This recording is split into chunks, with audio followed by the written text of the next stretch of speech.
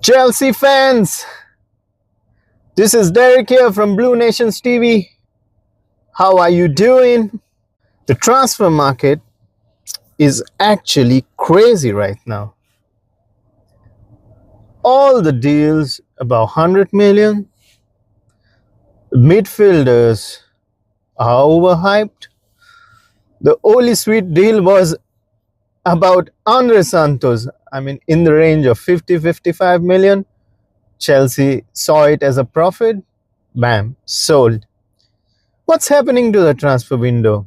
Now, every club needs crazy numbers, and rightly so, because the market is kind of gone crazy. Not the market in UAE because we aren't getting any sales, but the transfer window market is absolutely bonkers. So let me tell you why Chelsea's bid has been rejected, and that is for Alex Scott. Yesterday we discussed about Chelsea saying they're not going to pay so much for Alex Scott, because what we can read here is from Ben Jacobs.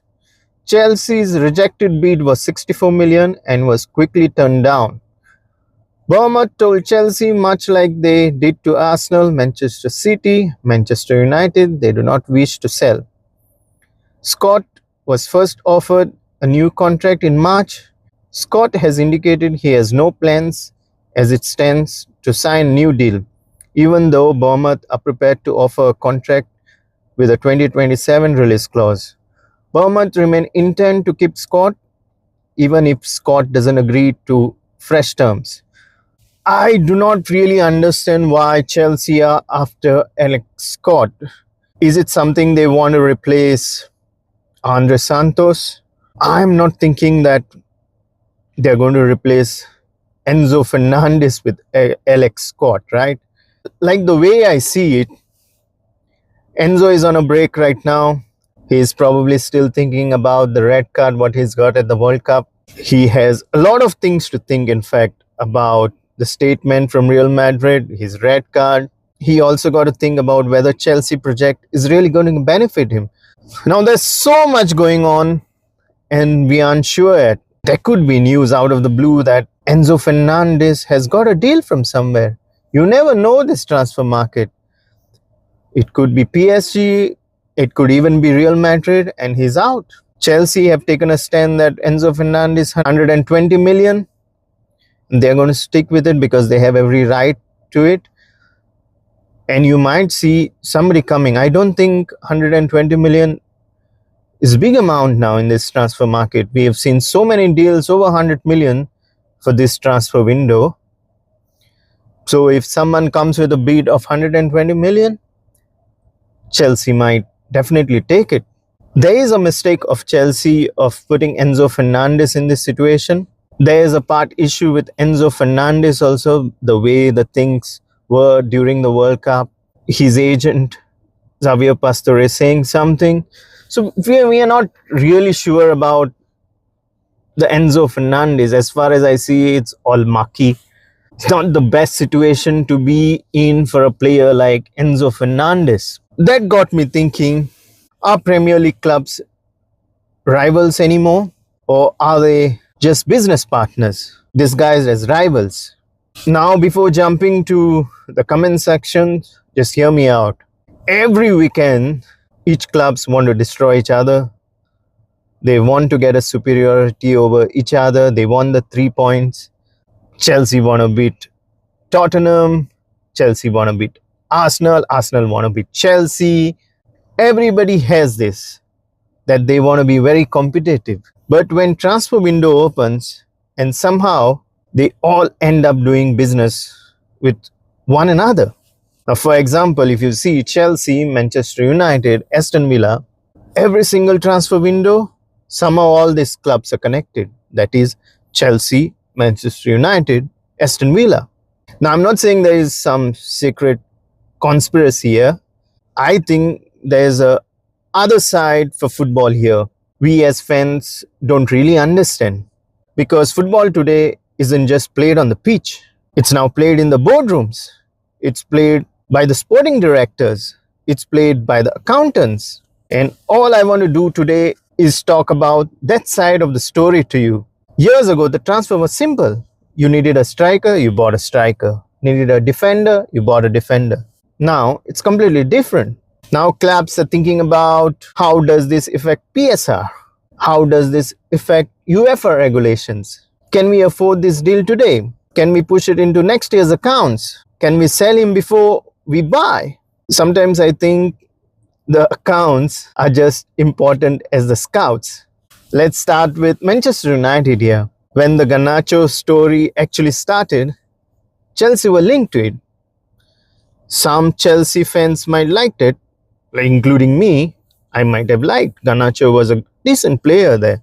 And some absolutely didn't like him. We've seen it in the previous season. Garnacho wasn't impactful. I don't know whether it was because we had multiple managers, but I always believe good players always show up no matter what the manager is or who the coach is. If you have the heart to play, you'll always end up playing. With the Garnacho situation, most thought the Garnacho valuation was ridiculous. Even after that, the Chelsea bought him. Fast forward now, Chelsea have sold Andre Santos to Manchester United. Now, personally, I don't think that Chelsea have done a favor to Manchester United or Manchester has done some favor to us. Andre Santos is a top midfielder, is a top baller.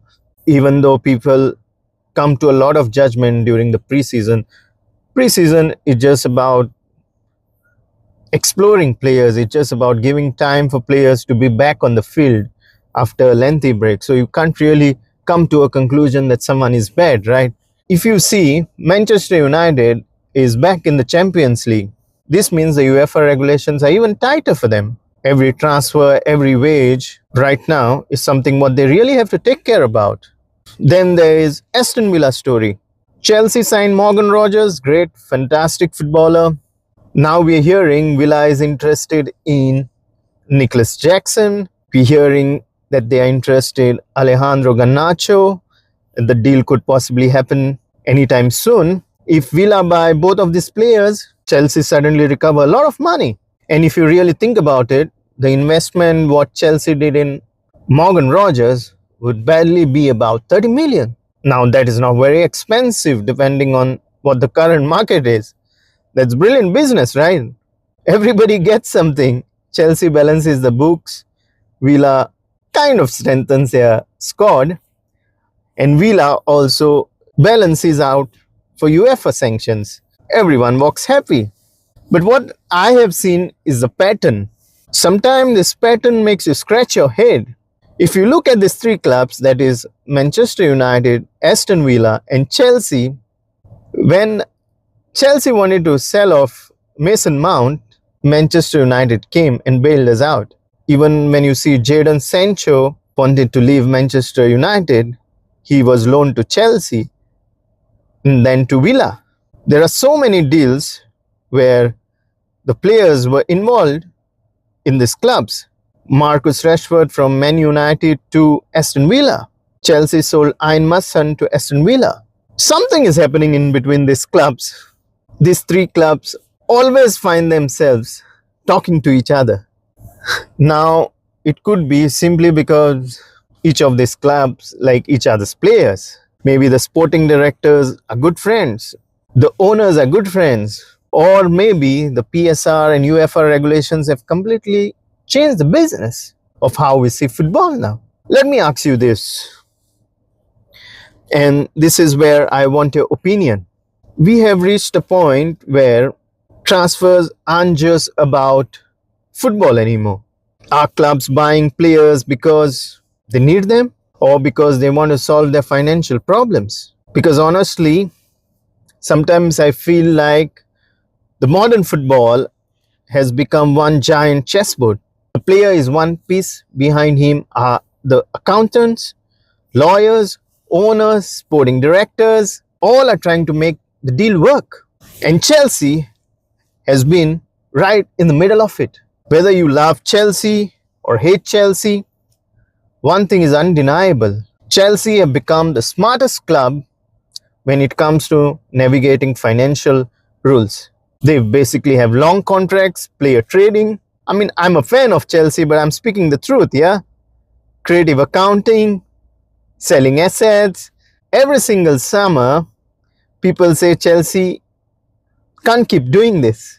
Then somehow they find another solution. They love it or hate it. Chelsea have forced the rest of the football to think differently.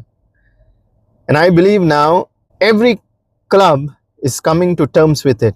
They are trying to do business in the same way like what Chelsea is actually doing.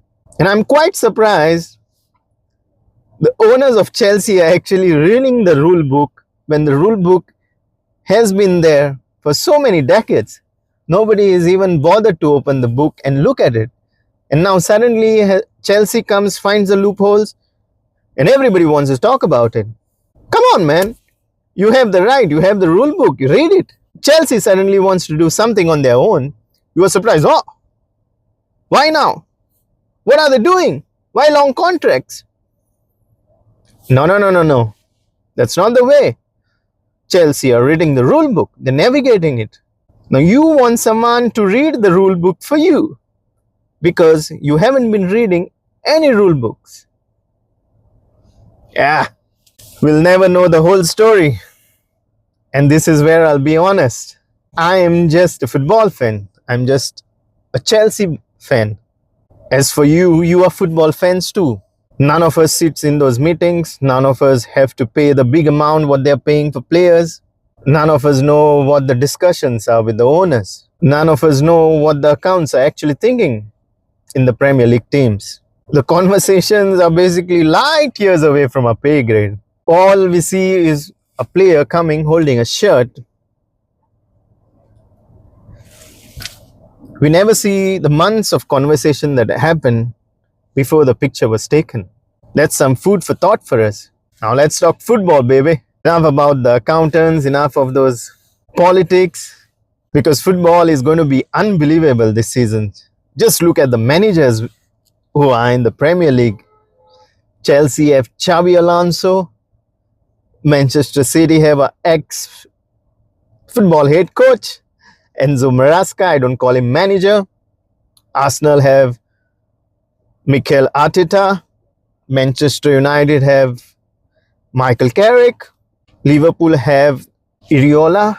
Tottenham have Roberto De Zerbi. Aston Villa Unai Emery. Newcastle Eddie Howe. And this season, the Premier League is going to be insane. Let me know about your thoughts.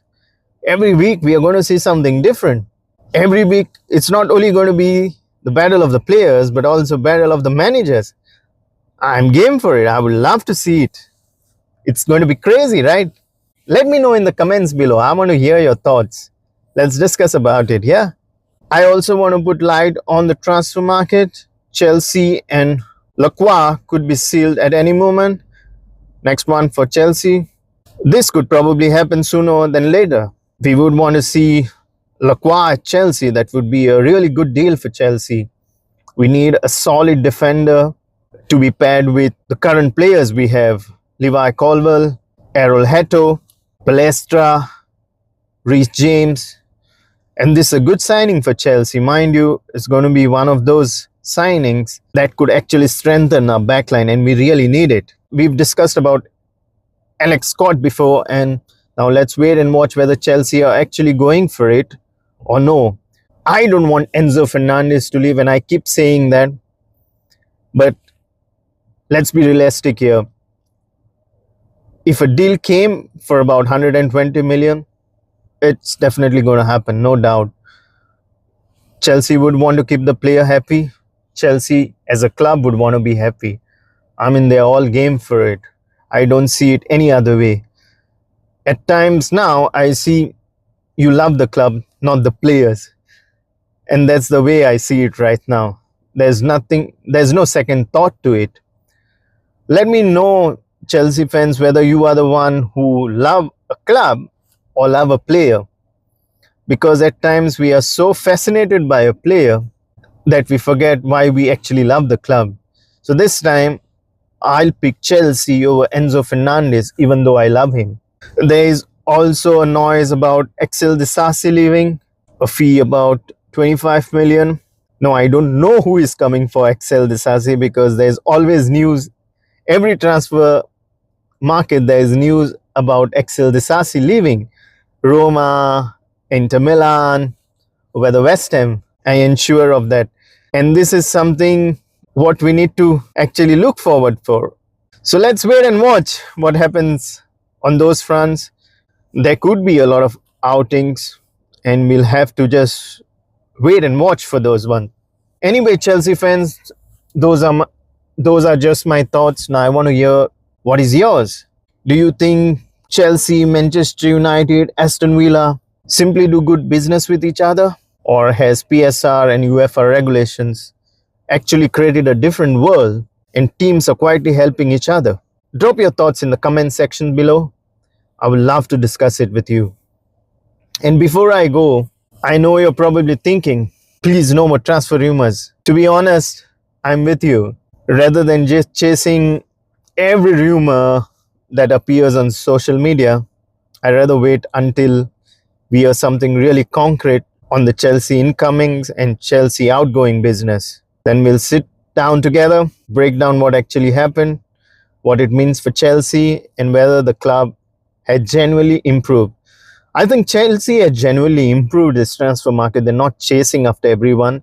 If you see the way I see it, they are going on for someone with experience, more of players that have played in the Premier League. There are no many links with players outside the Premier League.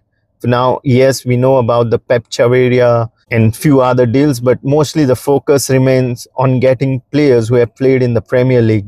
I think that's enough for today. I'm going to see you soon. Thank you so much. Subscribe to Blue Nation TV if you haven't done already. Click the notification bell to never miss out an episode. Like, tell your friends. Okay, share with your family. Make this channel great again. Yes, I'll see you soon, Chelsea fans. Till then, thank you. Mogaso.